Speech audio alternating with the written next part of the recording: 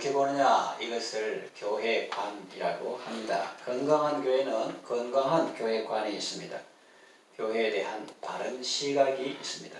그것은 사람이 스스로 창출해낸 것이 아니고 교회의 머리이신 예수님이 성경을 통해서 보여주신 것입니다. 이해하기 쉽게 배를 예로 들어서 말씀드리겠습니다. 첫째는 유람선 같은 교회입니다. 유람선은 사람들이 놀며 관광하기 위해서 타는 배죠. 크루즈라고 합니다. 배 안에 각종 편의시설이 잘 되어 있습니다. 숙소도 잘 준비되어 있고 식당도 잘 준비되어 있습니다. 그래서 사람들은 그 안에서 먹고 즐기고 교제하고 쉬면서 즐거운 시간을 보냅니다. 그곳은 세파에 시달리고 힘든 사람들이 모든 걱정과 근심을 다 잊고 푹 쉴 수 있는 곳입니다. 그리고 하나님께서 창조하신 아름다운 자연을 봅니다. 쪽빛 바다가 있고 파란 하늘이 있고 뭉게 구름이 떠 있고 수평선이 보이고 열대어들이 논입니다. 그리고 아름다운 사람들과 함께 하면서 치유와 회복을 경험합니다. 교회에도 이런 모습이 있습니다. 교회는 모든 사람들이 와서 편히 쉴 수 있는 곳입니다. 예수님은 수고하고 무거운 짐진 자들아 다 내게로 오라 내가 너희를 쉬게 하리라고 말씀하셨습니다. 우리 교회는 세상에서 강도 만난 사람이 와서 치료받으며 쉴 수 있는 쉼터나 힐링 센터가 되기를 원합니다. 인생길에서 만난 강도는 우리의 재물을 앗아갈 수도 있고 우리의 건강을 앗아갈 수도 있습니다. 그렇게 강도 만난 사람이 치료받으며 쉴 수 있는 곳은 하나님의 은혜와 사랑을 듬뿍 받으며 참된 안식을 누릴 수 있는 하나님의 집이요 하나님의 교회입니다. 하나님의 은혜와 사랑 안에서 마음껏 감사하고 찬양하며 잃어버린 건강을 회복하시고 상처 입은 마음도 치유하시기를 바랍니다.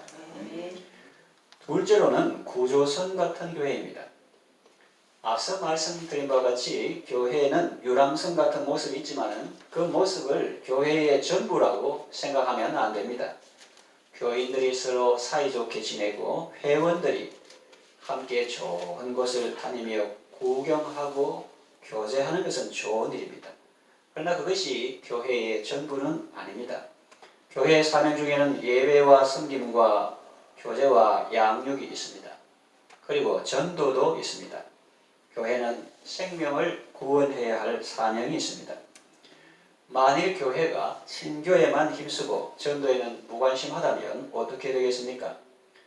자기들끼리 모여서 먹고 마시고 노는 데는 많은 시간과 돈과 에너지를 쓰면서 하나님이 기뻐하시는 영혼 구원에는 무관심하다면 어떻게 되겠습니까? 자신이 위로받고 자신이 도움받고 자신이 사람들의 관심을 받는 것은 좋아하고 다른 사람을 살리고 세워주는 일에는 인색하고 심지어는 그것을 시기하고 질투한다면 어떻게 되겠습니까?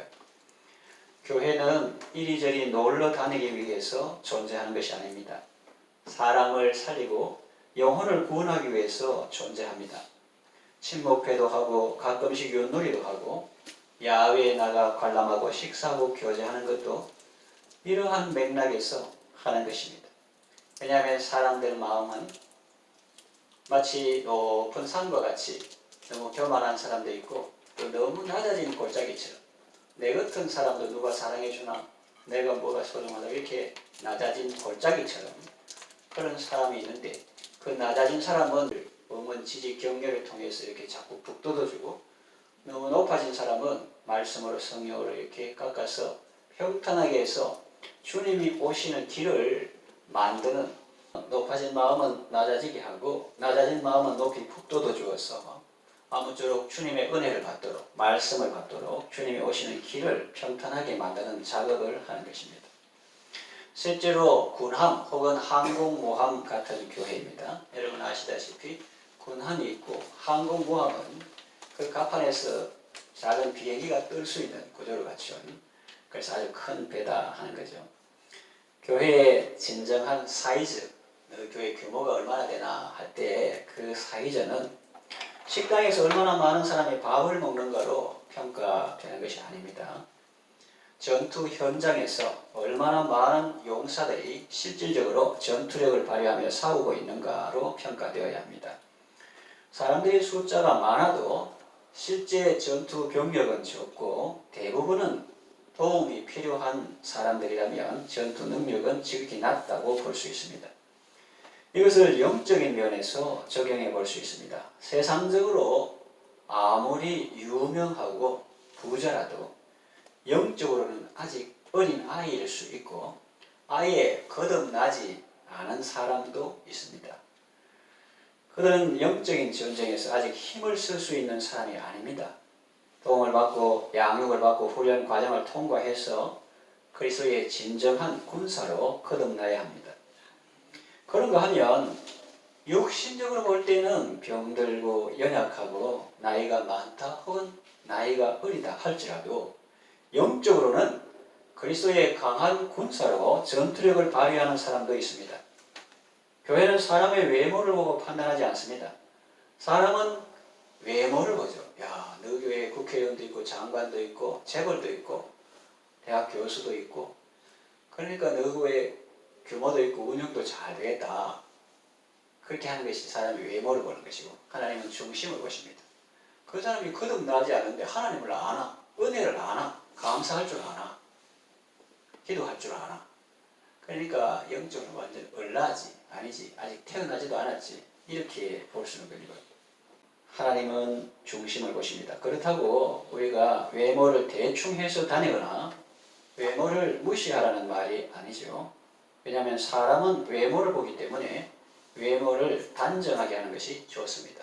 초두 효과 이런 게 있는데 그건 무슨 말이냐면은 그 사람을 처음 볼 때 그 인상이 오랫동안 가지게 한다 하니까 첫인상이 상당히 중요하다는 거죠. 초두 효과 중요합니다. 첫인상이 중요하기 때문에 외모를 면접을 볼 때만 아니라 사람을 만날 때 외모를 단정하게 하는 것이 좋습니다. 외모가 안 중요하다는 것이 아니라 하나님의 중심을 보신다. 사람은 외모를 보거니와 하는 그 말은 중심이 더 중요하다는 말입니다. 성도들에게 있어서는 그의 얼굴이나 나이나 재산이나 학벌도 중요하지만 그보다 더 중요한 것은 믿음이다 하는 말입니다. 그래서 교회 안에는 믿음의 사람들이 많을수록 좋습니다. 세상적으로 유명하고 재벌이고 권세 있는 그런 사람이 있는 것도 우리보다 낫지만 그러나 교회의 가치로 믿음의 사람들이 많을수록 좋다 하는 것이죠. 신자라는 말 자체가 믿음 신자 사람 자자 믿는 자라는 말 아닙니까? 그 믿음 빼면 뭐가 되겠어요? 믿음이 그만큼 중요하다는 건데 그런데 교회에 모이는 사람들은 억수로 많아도 정말로 예수님을 믿는 사람은 적다면 그 교회는 아직 연약한 교회입니다. 그런가 하면 교회에 모이는 사람 숫자는 적어도 그리스도의 강한 군사들이 있다면 그 교회는 강한 교회라고 할 수 있습니다. 강한 교회는 영적 전투에서 이기고 사로잡힌 영혼들을 구원할 수 있습니다. 군함에서는 사람들이 입는 옷부터 다릅니다. 알록달록한 옷이나 흐느적거리는 옷을 입은 사람은 없습니다. 모두 전투복을 입고 있습니다. 철모를 쓰고 있습니다. 군화를 신고 있습니다. 하나님의 전신갑주가 나오는데 그리스도의 군사인 우리는 각자 이렇게 무장해야 합니다. 군함에서는 각자의 위치가 정해져 있고 각자의 사명이 있습니다. 사람이 많아도 승무원, 승조원이 많아도 일사불란하게 움직여서 사명을 수행합니다. 신속히 이동하여 적을 무찌릅니다. 적 함대의 좌표를 읽고 정조준하여 의뢰를 발사하여 격침시킵니다. 그곳에서는 상명하복이 절대적입니다. 군대는 치위체제가 건강해야 하고 보고가 신속하고 정확하게 이루어져야 합니다. 모든 사람이 한 몸처럼 움직일 때 전쟁에 승리할 수 있습니다. 그리스도의 군사인 우리에게도 똑같이 적용되는 말씀입니다. 목사는 자기 마음대로 계획하고 추진하고 이러는 사람이 아니라 교회의 머리이신 주님의 말씀에 절대적으로 순종하고 또 성도들은 그 목사의 지도에 순종해야 합니다. 사도행전에 나오는 교회의 모습을 보세요. 거기 보면 저희가 사도의 가르침을 받아 서로 떡을 떼며 그렇게 표현했습니다. 자기들끼리 결정하고 진행한 것이 아닙니다. 사도의 가르침을 받았습니다. 이런 의미에서 교회의 각 부서와 기관은 사회의 계모임이나 친목과 우위를 따지는 여러 모양의 회와는 그 성격이 다릅니다. 교회 각 부서에는 회장도 있고 의원도 있지만 지도하고 안내하고 협력하기 위해서 당회원이 파견되는 것이고 노회에도 각 기관을 지도하는 목사와 장로가 있고 우리 시찰회에도 있는 것입니다. 예전도회나 SFC나 주일학교 이 모든 기관에 지도 목사가 있고 협력 장로가 있습니다. 당회장은 교회 내 모든 영적 행위를 총찰하는 존재입니다.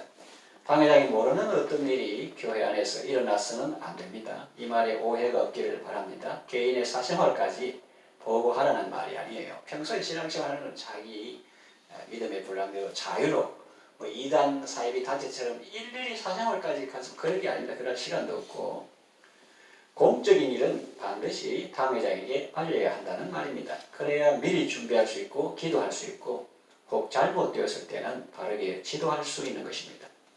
보고도 없고 의논도 없이 어떤 모임이나 소그룹을 독단적으로 이끄는 사람은 위험합니다. 왜냐하면 자칫 잘못하면 자신과 따르는 사람들을 함께 멸망길로 인도할 수 있기 때문입니다. 오늘날 사회 분위기는 대형 교회를 비판하고 담임 목사의 전횡적인 지도를 비난합니다. 옳은 말도 있을 것입니다. 그러나 목욕물을 버리려다가 목욕통을 버리는, 나아가서 아이까지 버리는 어리석음을 범해서는 안 됩니다. 그 순종을 순수한 믿음의 성도들의 순종을 악용한 것이 나쁜 것이지 그 순종 자체가 나쁜 것이 아닙니다. 교회는 민주적인 절차를 중시하지만 민주하는 것이 교회 안에서 최고의 권위는 아닙니다. 많은 사람들이 좋아한다고 해서 그것이 바로 하나님의 뜻이다 그렇게 단정할 수는 없습니다. 왜냐하면 성경에 보니까 아론이라는 사람은 다수 백성의 말을 듣고 금송아지를 만들었다가 책망을 받았습니다. 또 아하방은 다수 선지자의 말을 듣고 길르앗 라못 전쟁에 나갔다가 크게 패하고 전사했습니다. 그래서 소수보다는 다수 의견을 존중하는 것이 민주주의고 대부분은 바람직하지만 그러나 어떤 때는 다수보다는 진리를 따르는 것이 교회입니다. 만 사람이 찬성하고 한 사람이 반대한다면 만 사람의 의견을 따라야죠. 그러나 그 한 사람이 진리를 말한다면 그 진리에 귀를 기울여야 합니다. 교회는 민주주의가 아니라 대부분 사람이 우리 헌법에도 대한민국의 주권은 국민에게 있고 모든 권력은 국민으로부터 나온다. 주권 재민 사상인데 그건 이제 한문으로 공부할 때 대부분 그런데 교회는 민주주의가 아니라 반대한다는 의미는 아닙니다. 민주주의가 아니라 교회는 더 높은 가치, 하나님주의요 성경주의입니다. 어떤 면에서 보면 공산당 독재보다 더한 것입니다. 안 그러면 공산주의보다 더한 정세와 권세와 이 어둠의 세상 주관자들과 하늘에 있는 악의 영들과 싸워서 이길 수 있겠습니까? 그러므로 그리스도의 군사들은 일사불란해야 합니다. 그것을 비난하면 안 됩니다. 구분을 잘 해야 되겠죠. 그런 이단 사이비 교주처럼 그런 것들을 악용해서 사리사욕을 채우는 것이 잘못된 것이지 그 제도 자체가 잘못된 것은 아닙니다. 왜냐하면 교회의 본질은 거룩과 순결입니다. 그리고 교회의 사명은 순전과 헌신입니다.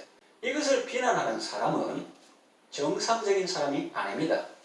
거룩과 순결을 조롱하고 순전과 헌신을 비난하는 사람은 그리스도의 신부가 아니라 창녀일 것입니다. 그는 우상 숭배자요, 반역자요, 배교자입니다. 그래서 우리는 하나님의 말씀을 잘 숙지해야 합니다. 그 말씀으로 훈련을 받아야 합니다. 그럴 때 그 말씀으로 승리할 수 있습니다. 이제 말씀을 정리하며 마치겠습니다. 성경이 말하는 건강한 교회 삶을 정립하고 사명과 역할을 잘 감당하는 우리 교회가 되기를 바랍니다. 여러분 모두 주의 은혜를 충만히 받으시고 받은 은혜를 서로 나누며 예수님을 따라 서로 사랑하시고 또 다른 사람을 사랑하여 그들을 구원하는 일에 힘쓰시기 바랍니다. 그리고 서로 돌아보아 사랑과 선행을 격려하며 다 함께 힘을 합쳐서 많은 사람을 살리고 세우는 일에 쓰임받는 아름다운 삶을 살아가시기를 바랍니다.